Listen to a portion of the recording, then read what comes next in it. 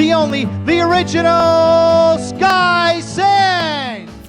Name, Sky Sands, Skylar Sands. Title, Grand Fromage. For most of my life, entertainer, magician, and comedian, and also entertainer, working with companies. I've been a chef before. I've been an instructor, a teacher, an artist, limousine driver, an emergency medical technician. And a babysitter once. Yeah, I was a good babysitter. Started when I was 7. My first birthday party, I did a kid show when I was 7. 10 years old, I was doing kids' birthday parties. 16, I was doing nightclubs and bars with my friend's mom as a chaperone. 18, doing the nightclubs because that's what it was when I was growing up. And then started doing Ronald McDonald from 20 to 25, and then comedy clubs, cruise ships, everything with the letter C. Comedy clubs, cruise ships, corporate shows, children's shows, churches, charities. I was Ronald McDonald nationally from 1980 to 1985. I did public appearances, school shows for kids, senior homes, TV commercials, did a lot of different stuff, traveled around. It was a mixed experience. Houdini, the movie with Tony Curtis, and comedy just because I wasn't a mysterious magician. I was a short kid. I was always asked to stand in the hall for being, the loudmouth, the joker in school. So I put the two together, made a living out of it. So, I do some music. I do some fun music. I say I play with the guitar. I don't play the guitar. The Indian flute I play, and that's more of a relaxation zen. Actually, I've got one right here. As a matter of fact, man, let's play a little. And then I play the harmonica.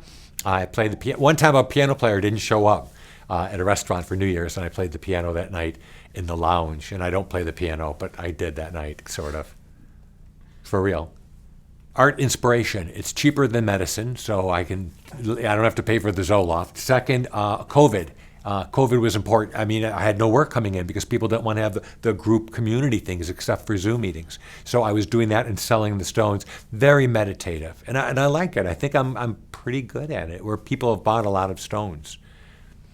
If you were to ask me what advice I have for anybody, I'd say never give advice. The wise don't need it, and the fools won't listen unless it's asked for. If it's asked for, sure.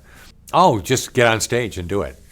Do it, and do it. It doesn't matter what venue. That's the thing. Everyone thinks an open mic night is the way to make it. But no, play a bar mitzvah, play a wedding, play opening for a band or a group, or even a Rotary meeting.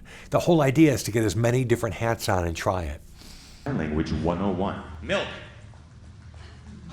It is. Pasteurized milk.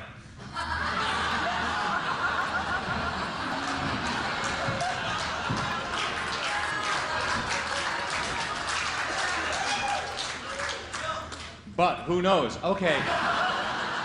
This means I love you in sign language. This is the letter I, the letter L, the letter Y. Together this means I love you.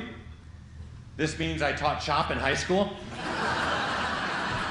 You got that one, thank you. Challenges, sure there are. There's the crowd. Every show is different. I don't do a cookie cutter show. I do one that's, if the audience is older, younger, corporate, not corporate, drunk, not drunk.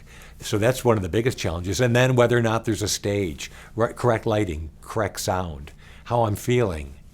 If I was just told someone died just before I go on stage, which just happened. No matter what you do, someone's going to be offended. No matter what, no matter what you do. And so therefore, you just got to do what you think is funny. And you're in a comedy club, they have to be prepared to laugh. If you're in a corporate event, you got to be careful. You're lucky to have the work, and corporate events pay well. Are you ready? I'm sorry, just a few puns again. Bear with me. Grrr. Come on, bear with me. Grrr. See, it's an overused idiom in the English language. Example, i.e. ... Have you ever realized how many people drive your car? You never realized it until you bought that kind of car. Know what I mean? You bought a certain car and all of a sudden you go, wow, everyone's got this car. Well, now that I point how silly this idiom is to you, this phrase of English, you're going to see how many times you hear this nowadays, and it's crazy. Bear with me, grr. And so now whenever you just grr. One of these days in your travels, a boss, a clergyman, someone of importance will say, I'm sorry I am late, I had a rough flight, bear with me, and you're going to go, grr. Honestly, the prescriptions for happiness I live by them. One, ask for whatever you want, but don't demand it. Two, turn up your love, even if you're not getting it in return. And three, accept whatever happens for now. I mean, if you think about those, and breathe, always breathe, breathing, Zen, Om. Oh, I know it's not an affectation. I know I'm different. I mean, I have CDO, which it's like OCD, but you have to say it alphabetically. I mean, it's just how I am. I'm compulsive, obsessive. My show is like my life.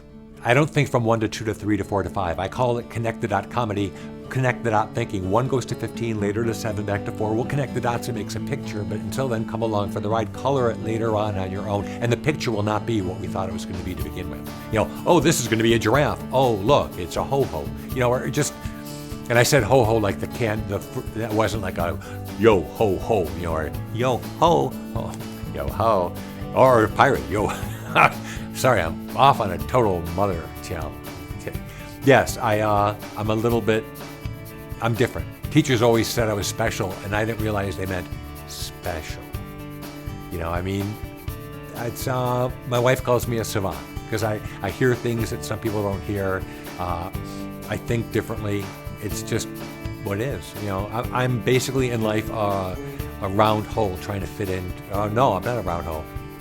Basically in life, I'm a round peg trying to fit in a triangular hole. I mean, that's what it's been all my life. And that's why I do the comedy, too. A lot of it is for acceptance, so that, you'll like me. You'll laugh.